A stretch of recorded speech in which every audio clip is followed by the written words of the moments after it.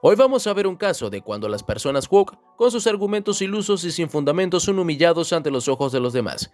Hoy veremos un caso que ocurrió en la audiencia del 2023 en donde se discutió un proyecto de ley que provea a los hospitales de recursos para que se brinden ciertos tratamientos de afirmación de género para niños pequeños. Veremos cómo estos argumentos son derrumbados y las personas woke resultan humilladas. Gender dysphoria, the long-standing and significant distress that many transgender people have from the incongruence between their gender identity and the sex they have at birth, is real. It's a recognized and serious medical condition. Transgender people of all ages exist. Their healthcare is based on established standards of care and clinical practice guidelines, which are themselves based on substantial medical research and evidence, as well as decades of clinical practice. Dr. McNamara makes huge claims about trans youth, even saying vague things like, transgender people of all ages exist. Does that mean a 5-minute-old boy can say he's a girl? She even believes that not providing gender-affirming care to those in need can lead to suicides. But it wouldn't take long for Dr. Grossman, who's sitting right next to her, to destroy the whole argument. I'm going to use my time to respond to Dr. McNamara. First, I'm struck by her use of the phrase, sex assigned at birth. Sex is not assigned at birth. Sex is established at conception, and it's recognized at birth, if not earlier. Dr. McNamara claims that her views are science-based, but to claim that sex is assigned at birth is without any scientific basis whatsoever. Its language misleads people, especially children, into thinking that male and female are arbitrary designations and can change. That is simply not true. Dr. McNamara claims that social and medical interventions are the only evidence-based treatment and that scientific evidence shows it is life-saving. Without it, she's warning us, kids will commit suicide. Well, a growing number of countries have effectively banned the care to which she's referring. And thank God there's been no wave of suicides or other mental health catastrophes. 3 years ago, Finland placed strict limitations on medical interventions for minors. Sweden did the same thing after a 14-year-old girl was found to have osteoporosis and spinal fractures from puberty blockers. An investigation concluded, quote, the risks of anti-puberty and hormone treatment for those under 18 currently outweigh the possible benefits. The UK conducted a review and called the evidence very low. They've also placed severe restrictions on the care that Dr. McNamara calls life-saving. Norway also analyzed the data and has made similar changes in policy. The National Academy of Medicine in France warned, quote, great medical caution must be taken in children and adolescents, given the vulnerability of this population and the many undesirable, even serious complications the therapies cause. Doctors in New Zealand and Australia have published similar statements.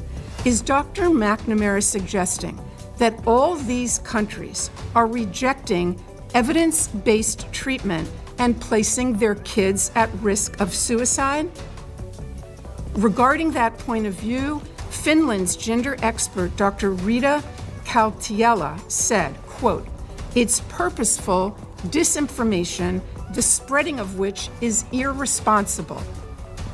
All 7 countries, and Florida too, of course, concluded that kids don't need their development interrupted, the girls don't need their periods stopped and their voices lowered, and the boys don't need to grow breasts.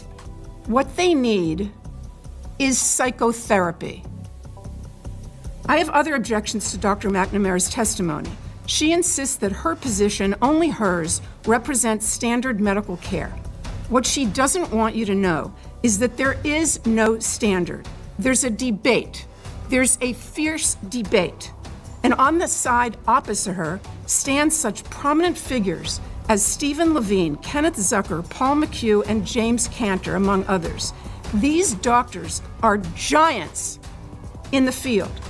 They have been treating transgender patients and gathering data and publishing papers about them, and I mean no disrespect here, but since before Dr. McNamara was born. The point is that those veteran clinicians and others who have wisdom and experience are ignored because they disagree with the current narrative. They're against medical interventions for the same reason those 7 countries are. There is no evidence of long-term benefit, but there is evidence of harm. Our precious tax dollars should not support such a perilous experiment. Ante esta gran cantidad de hechos, evidencias y estadísticas con papeles en mano, con pruebas en mano, esta mujer estaba negándose ante este proyecto de ley, en donde avisaba que el tratamiento hormonal en edades menores a los 18 años traía más desventajas que beneficios, pero sin embargo esto fue lo que respondió la representante, la cual no quiso dejar sus ideales de lado. Hey, ya que has llegado hasta aquí, por favor regálanos un like y suscríbete al canal para más contenido como este. Sigamos. Woke ideology. Everybody wants children to be healthy and safe, but their care and what they require to be healthy and safe is expert. We know what we're doing. We know how to do it really well. And all that we ask is that we be allowed to do it without any sort of legal interference. Dr. McNamara, in your experience, when patients have access to gender-affirming care and can exist in gender-affirming environments, in what ways does this improve adolescent outcomes? Thank you, Congressman Cardenas, for this question.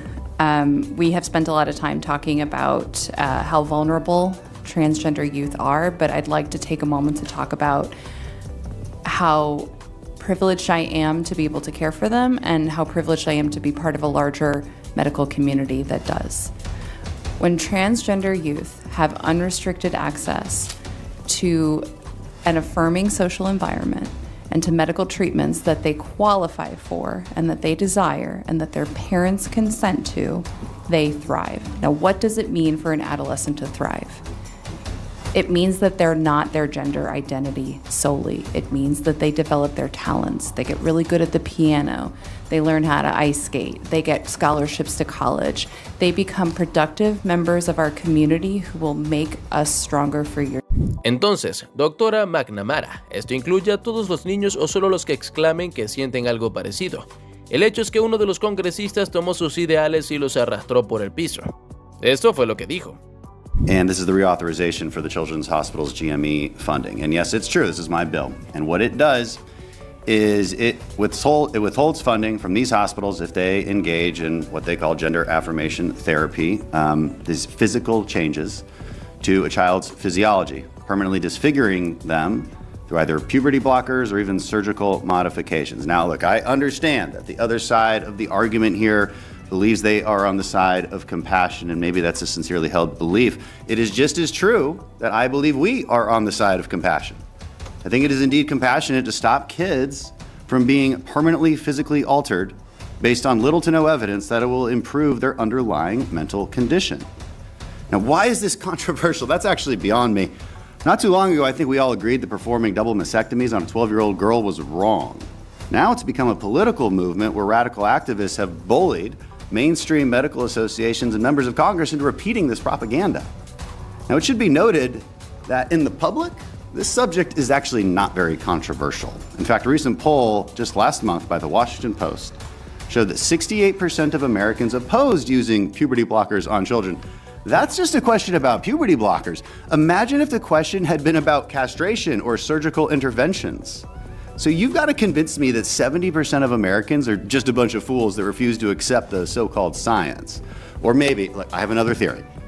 Maybe they have a very baseline understanding of ethics and common sense, which tells us that maybe, just maybe, it's a bad idea to submit children to permanent life-altering medical interventions based solely on a temporary ideation about their gender. ¿Qué recital acaba de dar derrumbando sus argumentos por el suelo? No vale la pena correr el riesgo de experimentar estos procedimientos en los niños sin evidencia científica comprobable. Pero, sin embargo, esto termina de la mejor manera. When you've done systematic reviews, which is again is the gold standard for how you come to a conclusion within the scientific community, systematic reviews of 61 other systematic reviews, and you find little to no evidence that there's benefits for this, maybe you just press pause. Maybe you just press pause. Because if we're doing permanent physiological interventions to children that have permanently disfiguring them for some hope of a benefit that is not conclusive, then maybe we should press pause. Because that's all we're saying. Press pause. And actually, actually is even less than that. All we're saying is let's not put taxpayer money toward it. Right? This is no different than how this Congress deals with the Hyde Amendment. This is a controversial issue. Abortion is a controversial issue. And so we say, look, we disagree on this, so let's make sure we don't put taxpayer funding toward it. That's all this bill is. Let's not put taxpayer funding towards something that is so obviously unproven and contentious. Actually, I don't even think it's really not that contentious. 70% of Americans oppose it. So it's actually, the American people are pretty much on the side of not doing this, or at least pressing the pause button. And if ¿Qué piensas tú sobre todo esto? No olvides dejarnos tus comentarios y suscribirte al canal para estar al tanto de más videos como este.